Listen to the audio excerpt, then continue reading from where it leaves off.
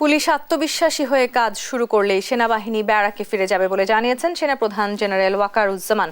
বিকেলে রাজশাহী সেনানিবাসের অতিথি ভবনে বিভাগীয় কমিশনার, জেলা প্রশাসক, রেঞ্জ পুলিশের ডিআইজি, পুলিশ কমিশনার সহ প্রশাসনের কর্মকর্তাদের সঙ্গে বৈঠককালে তিনি একথা জানান। তিনি আরও জানান, অন্তর্বর্তীকালীন সরকারের ওপর বহির্বিশ্বের কোনো চাপ নেই। রাষ্ট্রের সংস্কার শেষে একটি গ্রহণযোগ্য নির্বাচন অনুষ্ঠান আয়োজনে সেনাবাহিনী বর্তমান সরকারকে সর্বাত্মক সহযোগিতা করবে।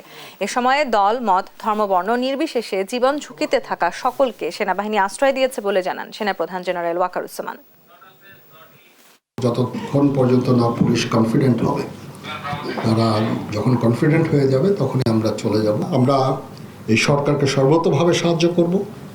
সরকার কিছু সংস্কার করতে চাচ্ছে এবং একটা ফ্রি ফেয়ার ইলেকশন করতে চাচ্ছে। সেটার জন্য যে ধরনের যতদূর সহায়তা তারা আমাদের কাছে চাবেন সেটা আমরা করব।